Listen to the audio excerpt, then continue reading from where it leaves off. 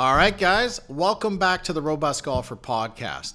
Now, if you're new here, the purpose of this show is to review research from golf strength and conditioning, sports medicine, and sports science, and outline practical ways you can apply it.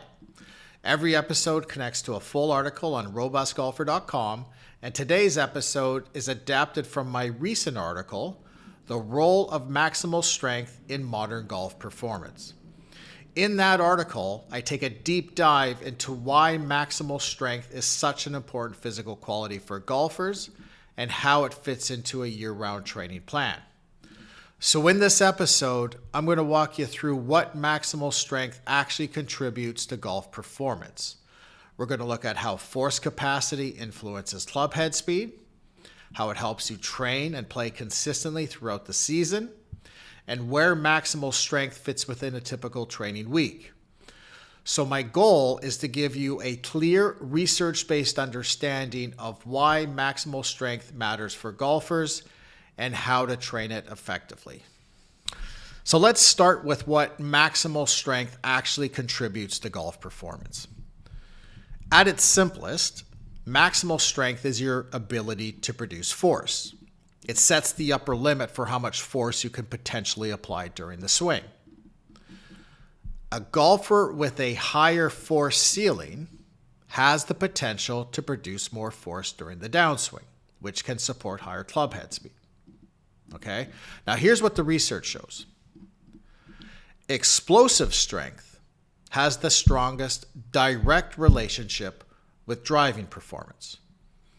But explosive strength does not exist in isolation. The amount of force that you can express quickly or explosively is influenced by the amount of force you're capable of producing in the first place. So, maximal strength isn't the primary determinant of club head speed on its own, but it provides the force capacity that explosive strength depends on. And the research supports this. A systematic review by Brennan and colleagues in 2024 pulled together findings from multiple studies in trained adult golfers. So these golfers ranged from recreational to elite. And across all levels, the pattern was pretty clear. Both lower body strength and upper body strength show moderate associations with club head speed. So that means in regards to club head speed, strength isn't the whole story, but it clearly contributes. Now, if we look specifically at studies involving only elite players, we see the same thing. Across several studies, Wells and colleagues found that golfers with higher maximal strength also tended to produce greater force early in the downswing, and those players generated higher club head speeds. We also have intervention studies. So Wells, Bishop, and colleagues ran a 10-week strength and power program in university golfers and reported improvements in upper body force production, ball speed, and driver carry distance. And other training studies show a similar pattern.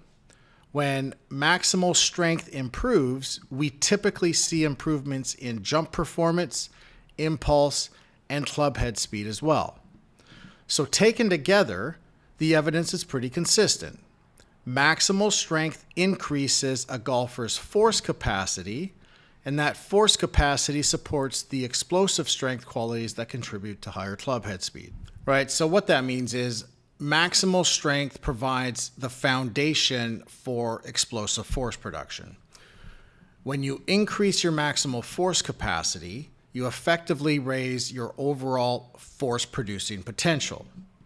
So in practical terms, that means you can produce more force across a wide range of movement speeds, including the very high speeds involved in the downswing. So then how do we increase our maximal strength or our maximal force capacity? Well, this is where heavy strength training becomes so important. Kaneko and colleagues showed back in 1983 that heavy loads are the most effective way to increase maximal force production, while moderate loads tend to be better for developing power at higher movement velocities.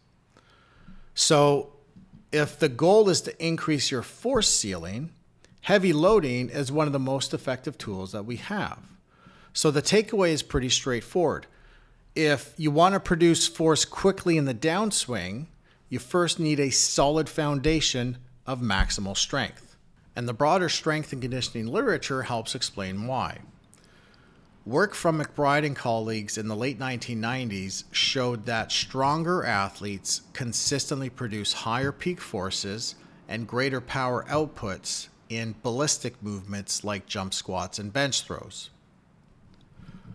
Longitudinal research from Baker in 2001 found the same pattern. As maximal strength improves over a training period, both upper and lower body power tend to improve with it. And the mechanistic studies help explain why this happens. Cormier and colleagues demonstrated that athletes with greater maximal strength are able to produce higher power outputs across a broad range of movement velocities. And that's something I briefly mentioned earlier. Sukumal and colleagues showed that maximal strength directly supports rapid force production in the early phase of contraction, which is the exact time window where clubhead speed is created. And in golfers specifically, we see the same pattern. As I mentioned earlier, Wells and colleagues found that golfers who generate greater peak and early phase forces also tend to produce higher clubhead speeds. Training studies in both youth and adult golfers show the same trend. When maximal strength improves, we typically see improvements in jump performance, impulse, and driving performance as well. And again, this is something we touched on earlier. So taken together, the evidence is remarkably consistent. Stronger athletes tend to produce more power, generate force more rapidly, and apply greater force early in explosive movements. And in golfers, those force time characteristics are consistently associated with higher clubhead speed. So that's how maximal strength contributes to clubhead speed. Now let's take a look at how maximal strength affects a golfer's ability to handle the demands of practicing and playing. Across all sports, athletes with higher levels of maximal strength consistently show lower rates of overuse and soft tissue injuries. A large meta-analysis by Lorison and colleagues in 2014 found that strength training was the most effective single intervention for reducing sports injuries. And the reason is pretty straightforward.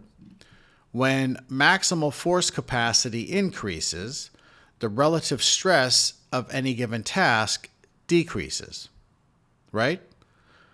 Stronger muscles, tendons, and connective tissues can tolerate more load before they become fatigued or overloaded. And in golf, this applies directly to the forces you generate and absorb during your swing. Every swing places repetitive rotational, shear, and compressive loads through the trunk, hips, and upper extremities. These loads only become problematic when the demands of practicing and playing exceed your physical capacity. And this is something that we've talked about in other podcasts. So as maximal strength improves, each swing represents a smaller percentage of your overall capacity. So that means the body can tolerate greater volumes of practicing and playing without accumulating the same level of fatigue or irritation.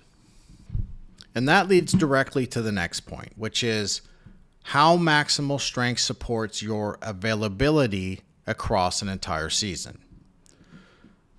Maximal strength plays a major role in a golfer's availability, which is your ability to practice and play consistently throughout the year. When force capacity is higher, the relative physical demands of each swing are lower, right? We just talked about this. So that means each swing represents a smaller percentage of your overall capacity. And when each swing represents a smaller percentage of your overall capacity, That helps you maintain movement quality and reduces the likelihood that normal fluctuations in practice and playing volume exceed what your tissues can tolerate. And ultimately, that's what supports availability across a season. And this becomes even more important with age. Research by Mitchell and colleagues in 2012 showed that age-related declines in muscle mass and strength contribute to reductions in power, coordination, and load tolerance, all of which can influence both performance and injury risk. The good news is, strength training can help slow or even offset many of these declines, which can help golfers maintain clubhead speed, tolerate more practice and play, and preserve overall physical function. So although maximal strength isn't the only physical quality that matters in golf, it is a foundational one for long-term availability. It increases tissue capacity, reduces the relative mechanical demands of each swing, and helps golfers stay healthy enough to train and compete consistently throughout the season. All right, so now let's take a look at how golfers can actually develop maximal strength. To get stronger, the body needs to be exposed to high force demands. And the most effective way to do that is through heavy load resistance training. Decades of research from Hakkinen, Comey, and many others have shown that heavy strength training improves the nervous system's ability to recruit more muscle fibers while also producing structural changes within the muscle itself. And over time, those neuro and muscular adaptations increase your ability to generate force. Agor and colleagues provided further evidence of this in 2002, showing that increases in maximal strength were accompanied by increases in neural drive to that muscle. So collectively, these findings support the use of consistent, heavy load resistance training as the primary method for developing maximal strength. So the next question is, what does this actually look like in practice? Well, the evidence is remarkably consistent. If the goal is to increase maximal strength, most of the evidence supports the use of heavy loads of around 80 to 85% of 1 rep maximum. And at these loads, most programs use 3 to 6 sets of 3 to 6 repetitions. Rest period should range from 2.5 to 5 minutes to allow for sufficient recovery between sets. And training frequency doesn't need to be especially high.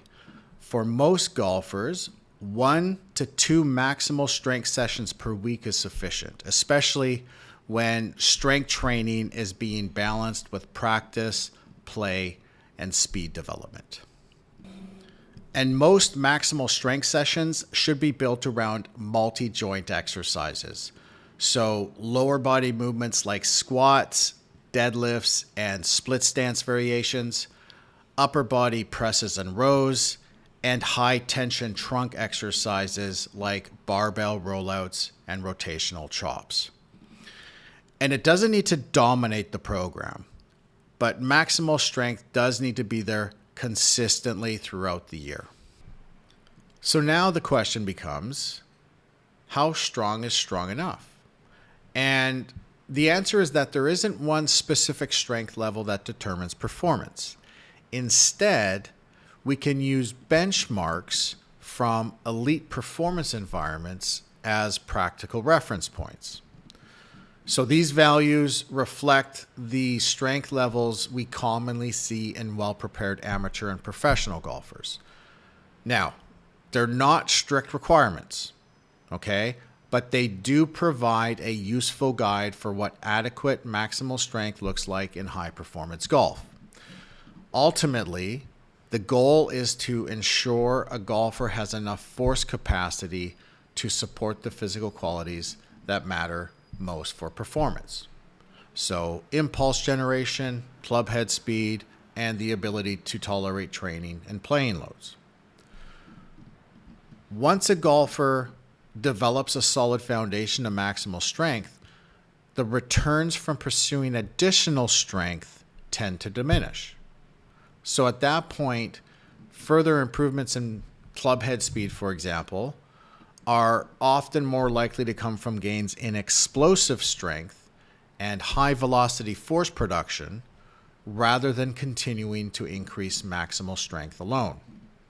So with that context, we can now look at some of the strength benchmarks commonly used in high performance golf.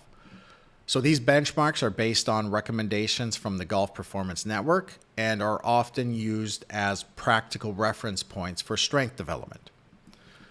So for male golfers, that typically means a trap bar deadlift of around 2 times body mass, a back squat of roughly 1.5 times body mass, and a bench press of around 1 times body mass.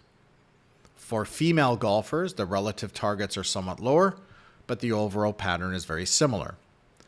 A trap bar deadlift is typically around 1.7 times body mass, a back squat around 1.2 times body mass, and a bench press of approximately 0.75 times body mass. And again, as I mentioned earlier, it's important not to interpret these as mandatory targets. These numbers don't represent a minimum requirement for performance, nor do they guarantee better performance once they are achieved. Instead, they provide useful reference points for evaluating whether maximal strength is likely to be a limiting factor for performance. You don't need to achieve every one of these benchmarks before you can improve clubhead speed or play at a high level. Now we can also look at isometric mid-thigh pull data from the European Tour Performance Institute.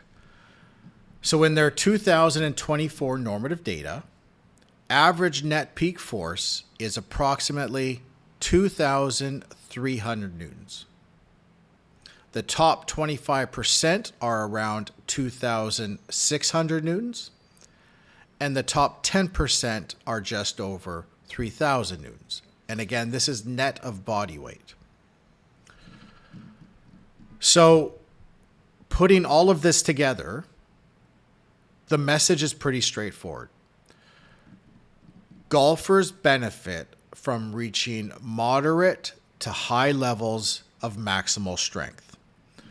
Once a player is near these relative strength benchmarks or produces isometric mid-thigh pull forces that fall within the average to top 25% of elite golfers, further improvements in performance are more likely to come from improvements in explosive strength and high velocity force production rather than simply continuing to increase maximal strength. So now the question becomes, how does maximal strength fit into a year-round golf performance model? Well, if there's one thing the research tells us, it's that maximal strength isn't just an off-season quality, right? It influences power production, club head speed, and a golfer's ability to tolerate the physical demands of practice and play. And because those qualities are important throughout the entire year, maximal strength needs to remain part of the program throughout the entire year as well.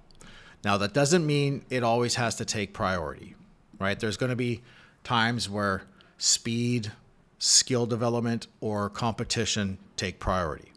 But maximal strength still needs to be maintained because when strength decreases, many of the physical qualities that depend on it tend to decrease as well. So rather than thinking about maximal strength as something you build and then forget about, it's probably more useful to think of it as a foundational quality that supports performance throughout a golfer's career. So if maximal strength is important throughout the entire year, the next question becomes, where should we place it within a training week? Now, there's a lot of nuance to this, but to make it simple, for most golfers, maximal strength training is typically performed earlier in the week or as far away as possible from important competitive rounds. The goal isn't to avoid maximal strength training. The goal is to manage fatigue appropriately, right? And again, there's a lot of nuance to this. I don't want to complicate things for you, but by controlling training volume, golfers can continue exposing themselves to high force training without creating unnecessary interference with practice quality or on-course performance. And this becomes particularly important during the competitive season when practice and playing demands are often at their highest. So for most golfers, one focused high force session per week is enough to maintain or often improve maximal strength throughout the season. Then later in the week, training can shift towards power and speed sessions, which are lower fatigue. This integrated approach allows golfers to maintain strength, power, and performance throughout the year, rather than allowing one physical quality to decrease while another is being trained. All right, so to wrap this up, maximal strength plays a central role in golf performance. It supports explosive strength, improves your ability to generate impulse, and increases the body's tolerance to the demands of practice and play. And across both general strength and conditioning research and golf-specific studies, we see the same pattern. Stronger golfers tend to produce more force, generate higher clubhead speeds, and better tolerate the demands of training and competition. Heavy load strength training is the most effective way to develop maximal strength. And when it's combined with faster, more explosive training throughout the year, it provides the foundation needed for higher clubhead speed while maintaining readiness throughout the season. Now, if you're looking for a structured way to train these qualities consistently, the Robust Protocol provides a research-informed approach to developing strength, speed, and resilience in golfers. Check it out at robustgolfer.com. Thank you for listening.